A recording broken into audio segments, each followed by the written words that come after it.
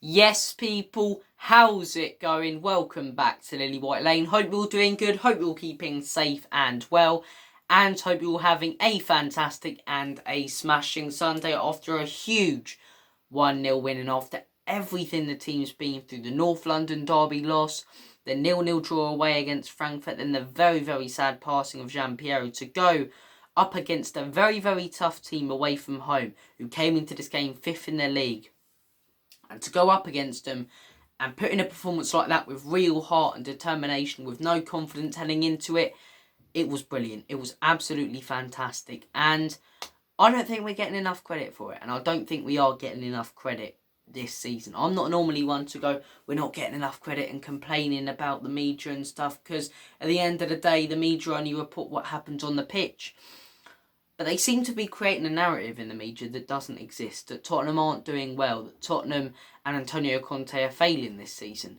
When we're sat third in the league, currently before the Arsenal game later against Liverpool, 4 points off top, 2 draws this season, 1 loss and 6 wins. Second in our Champions League group, good form, few clean sheets, Harry Kane on 8 goals. Yet all we're hearing in the media is negativity about Conte's football and where Tottenham Hotspur are. And people not acknowledging the fact it was a hard-earned win, a very, very hard-earned win away against Brighton. And another thing for me, right, we've put in a couple really, really solid performances today where we played really good attacking football. For example, the Southampton game, the Fulham game, both of those games were very, very solid performances from Spurs. But because they weren't on television, the media aren't going to report about them as much. You know, the actual fans and opposition fans aren't going to talk about it as much on their channels because they haven't seen those games. For example, a lot of opposition fans, the games they've seen the Spurs have probably been the Chelsea one, the Forest one, yesterday's one, maybe the Champions League one against Lisbon. So they're making this opinion based off only watching the games that have been on telly, not the ones where we have performed very good. So they're creating this narrative that we're not doing well, that Conte, that fans are asking questions of Conte, and it is ridiculous. It's absolutely ridiculous. We're 4 points off top, comfortably third. Chelsea in fourth are 4 points behind us. Yet all we're hearing is negativity around the club. Negativity after a horrible week, the death of a coaching staff, of a fitness coach who was so close to the players. And to go out there and put in a performance like that with real heart and determination. And we're not getting any credit for it. And this is another thing that really, really grinds my gears in. Arsenal, right? in general, yes, Arsenal do annoy me. But this love for Arsenal, this favouritism, in my opinion, from channels such as the Football Terrace, towards Arsenal, people so badly wanting Arsenal to do well because of their predictions pre-season and their opinions on them, right? And here's another thing. People talking about the fact that Conte's doing a bad job and that Arteta's doing a fantastic one and should get praised. Arteta's not doing a fantastic job at all. He's doing an average job. And people go, yeah, but he's top of the league, he's playing great football, blah, blah, blah. The guy's been at Arsenal for 3 years, right? He took them over when they were in 5th.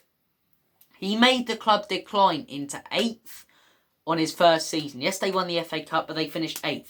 The season after, they finished 8th again, one of Arsenal's worst seasons ever. By Christmas, I remember it, we were top of the league at Christmas. Arsenal were bloody, what, 15th, 16th in a relegation battle. Last season, finishing 5th. Right? He's had these 3 terrible finishes when he's gotten 400 million to invest in the players he wants. Right? He said a 5-year process. That 5-year process, the way it works is first season is a transitional season. Second season, you attempt to get into the top 4. Third season, you start contending for the title. Fourth season, you start winning trophies. Fifth season, you're the best team in the country. That's what a 5-year process is. And that's what Arteta was coming to do, this big 5-year process. Yet he's been here 3 years. And he hasn't gotten him into the top 4 yet. And now this season, because They're looking likely to finish in the Champions League and potentially contend for the title. He's doing a brilliant job. So they should. The guy's had 400 million to invest in 3 seasons. He's gotten them 2 eighth place finishes and a 5th place finish. They should bloody playing Champions League football with the investment they've had. And people talking about how good a job he's doing. But what annoys me more is people talk about how good a job Arteta's doing and how bad a job Conte's doing, that Conte's negative and all of this. Just because he doesn't play football that's good on the eye. Are you being serious? This man took us over, Antonio Conte, 9th place. Club was in disarray, club was in a crisis. 3-0 to Arsenal, 3-0 to Chelsea, 3-0 to Palace, 3-0 to United, 1-0 to West Ham. Terrible result after terrible result under Nuno. Before that, 3-0 to Dynamo Zagreb, 2-1 to Arsenal. Terrible results under Jose. Tottenham completely and utterly on the decline for 2 years. Right? Getting worse and worse.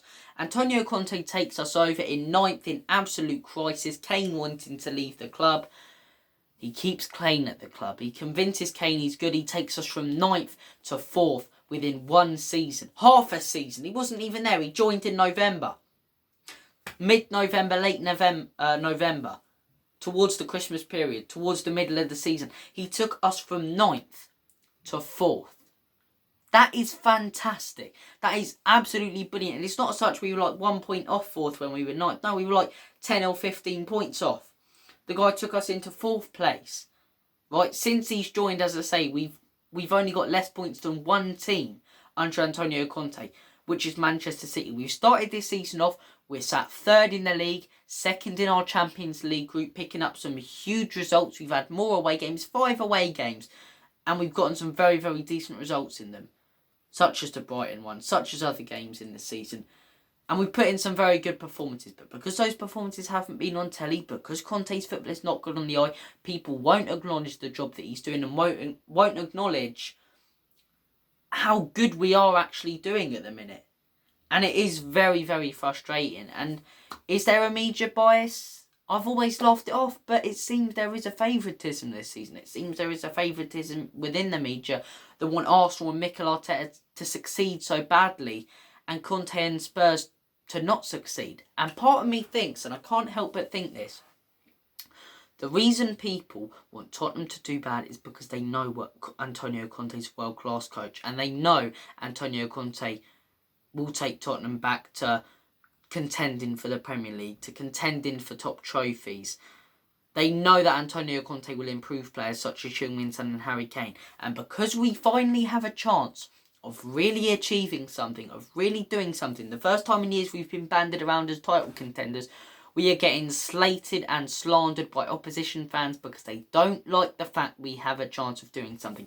They don't like the fact we have Antonio Conte, who is this world-class coach. That is why, since he's joined, they've been trying to get him out so badly. The guy does an interview in Italy, completely and utterly mistranslated, and they make out it was a mistake. You know you mistranslated that to get your views and clicks. Trying to force Harry Kane out of the club. There has been this sort of agenda against Tottenham for years. And especially now with Antonio Conte. People don't want Antonio Conte as Spurs manager unless you are a Tottenham fan. Because they don't like the fact a world-class manager is managing Spurs and Spurs have a chance to do something. They don't like the fact we've got world-class players like Kane and Son. For me, that is the reason. And I do think there is an agenda against Spurs. But look, comment your thoughts and opinions in the comment section down below. Is there an agenda against Spurs or am I being stupid? Please let me know. Thank you for watching this video. A huge result. Huge result yesterday. And look, it broke me to see Conte and Kane emotional. One thing that you did see is Conte asking our fans to step up on Wednesday. Huge game at home to Frankfurt. Let's go and get the 3 points there, boys. Come on, you Spurs. Let's prove these critics wrong. Silence the doubters.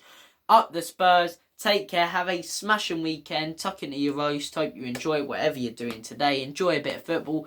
You'll never walk alone today. Hopefully Liverpool win. Thank you for watching. Take care. All the best. God bless. And as always, come on you Spurs. In Conte, we trust.